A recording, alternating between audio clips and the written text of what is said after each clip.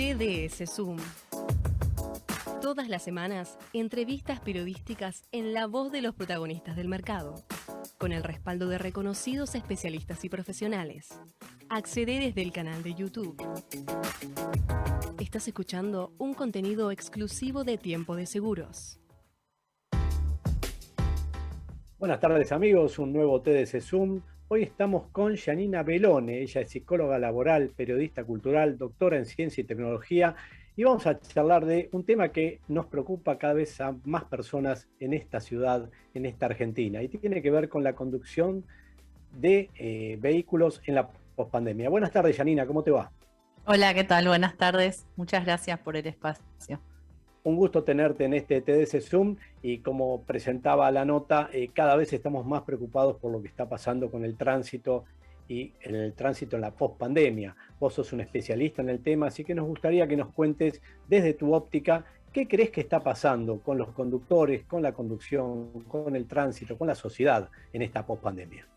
Bien, me gusta que hayas dicho también con la sociedad porque es un poco contextualizar que muchas veces en el tránsito se refleja lo que nos pasa como sociedad. Entonces no podemos escindir y hablar de la conducción como si fuese algo que está único, sino que es muy difícil que los conductores no trasladen todo lo que viven día a día justamente a la actividad conductiva. Lo que sabemos de la pospandemia es que todavía estamos terminando la pandemia, o sea, no podemos hablar de algo que ya pasó o hablar en pasado. Así que estamos como entrando, ¿no?, en esta fase donde parece que a fin de año vamos a tener otra visión sobre lo que es el COVID. Y bueno, tenemos obviamente un año muy distinto a los últimos 2 años porque en lo que tiene que ver con el tránsito hubo un aumento bastante significativo de la circulación. Todos podemos aseverar que estamos casi en el tiempo anterior donde hay embotellamientos, hay líos. Tenemos un montón de hechos de tránsito que hoy a la mañana nos desayunamos con otro más en plena capital, en la avenida Libertador y Pampa.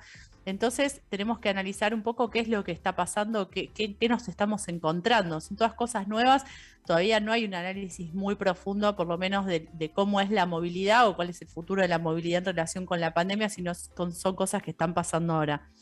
Dentro de algunas de las cosas que se está descubriendo, por ejemplo, fue que mientras hubo menor circulación, que obviamente hubo menos hechos de tránsito, los pocos hechos que hubo tenían mayor severidad, ¿no? Y eso estaba relacionado con, en otros países se ha estudiado que al haber menos circulación de vehículos, había mayor velocidad por parte de los conductores, una conducta más temeraria al haber menos gente, como tomarse esa licencia para ir más rápido. Por lo tanto, esos hechos de tránsito se vieron que fueron mucho más severos de lo que venían antes. Eran pocos, pero más severos en las consecuencias. Uh-huh.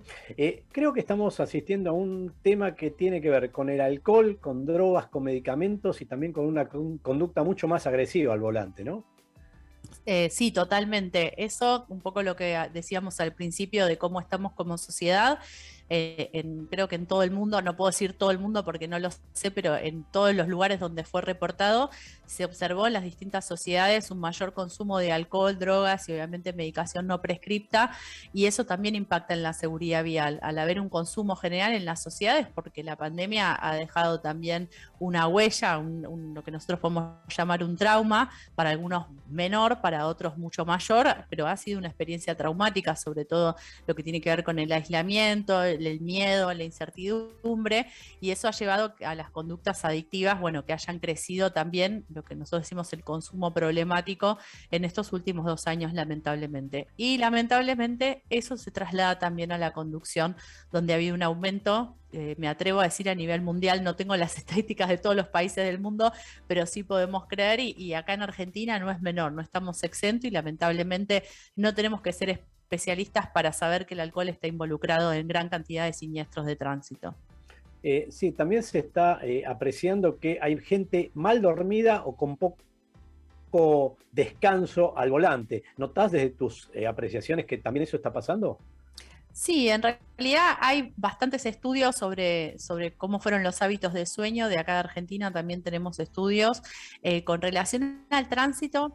Es difícil, y eso sí me atrevo a decir, en Argentina no tenemos estadísticas fehacientes que nos digan cuántos o cuáles hechos de tránsito están relacionados con la falta de sueño o con la fatiga, pero sí se conoce a nivel mundial que entre un 15 y un 30% de los hechos de tránsito, sobre todo en el ámbito profesional, podrían deberse a esto. Entonces, si los hábitos de sueño también se han visto perjudicados durante lo que fue la pandemia y el aislamiento, eso también lo podemos ver cómo impactó, cómo impacta, pero cómo impactó sobre todo en aquellas personas que eran esenciales, que tenían que seguir haciendo su trabajo en un contexto de incertidumbre, en un contexto donde parecía que uno respiraba y se contagiaba de COVID cuando no teníamos mucha información. Y bueno, quienes más sufrieron eso en las épocas más duras de la pandemia fueron los conductores profesionales, sin duda, aquellos que no podían parar de trabajar porque su trabajo era esencial para que el país continúe a flote, por decirlo de alguna manera. Sí, sí. Ayer nomás se conoció que Argentina es el cuarto país más peligroso para manejar. Y teniendo en cuenta lo que mencionabas ayer en la charla de Zoom del programa Prevenir, con respecto a que el 90% de los accidentes se deben a factor humano, ya tiramos todas las pálidas. Así que trabajemos un poquito ahora, si querés, dando alguna consigna para mejorar o para por lo menos precavernos en esta jungla en que se ha convertido el tránsito en nuestro país.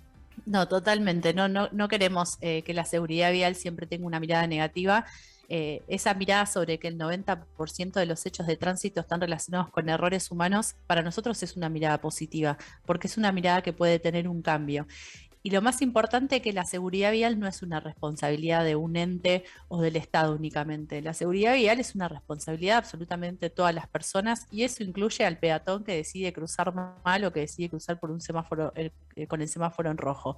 O sea, es importante tener esa mirada de que todos somos responsables cuando ponemos un pie en la calle de cómo nos movemos y cómo nos relacionamos con los otros actores de tránsito. Obviamente que los conductores de vehículos, digamos, tienen una mayor responsabilidad por el impacto que puede generar un error al volante. O sea, no es lo mismo un peatón alcoholizado, que obviamente también puede generar un daño, a que un conductor de un vehículo que está alcoholizado y bueno, ya sabemos las consecuencias que tiene.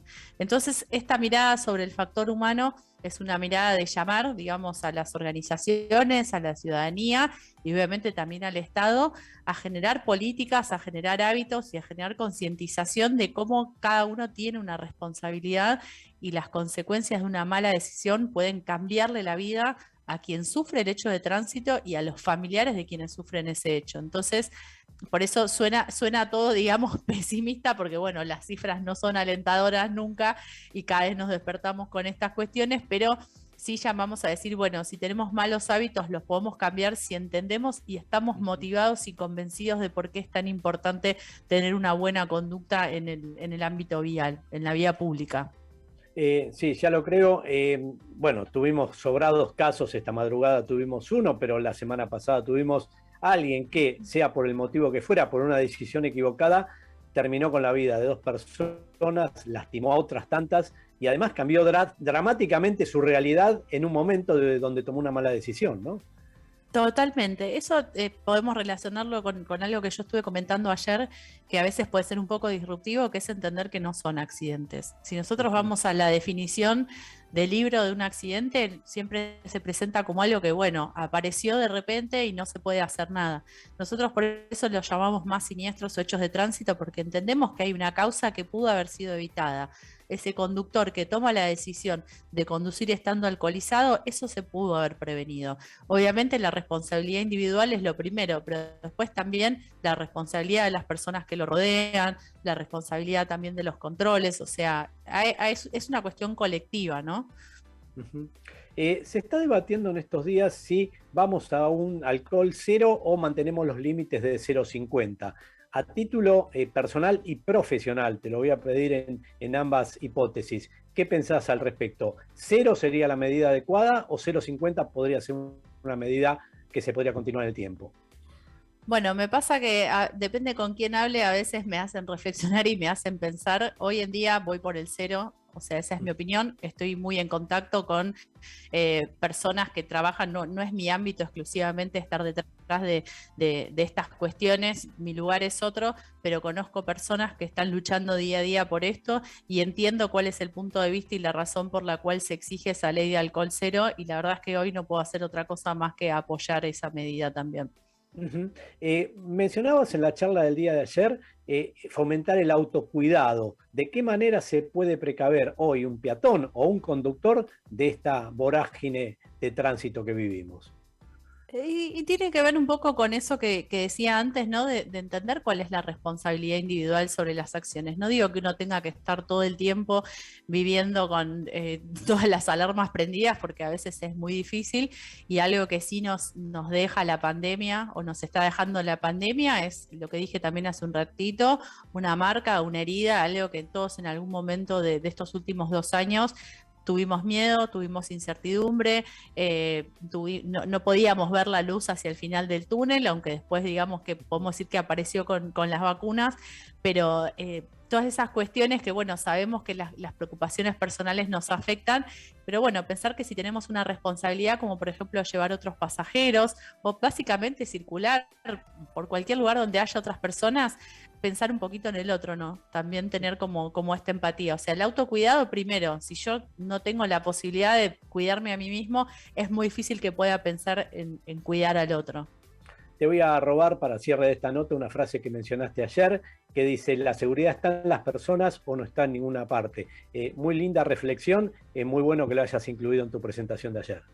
Bueno, la frase no es mía, es de Gerard Wilde, no me la voy a Ujú. atribuir, pero sí tiene que ver con eso, ¿no? Yo puedo tener todas las medidas de seguridad, puedo tener controles, puedo tener educación, pero si yo no estoy convencido de que mis acciones pueden afectar a un tercero, la verdad es que todos esos sistemas de seguridad y todos esos controles no terminan siendo efectivos.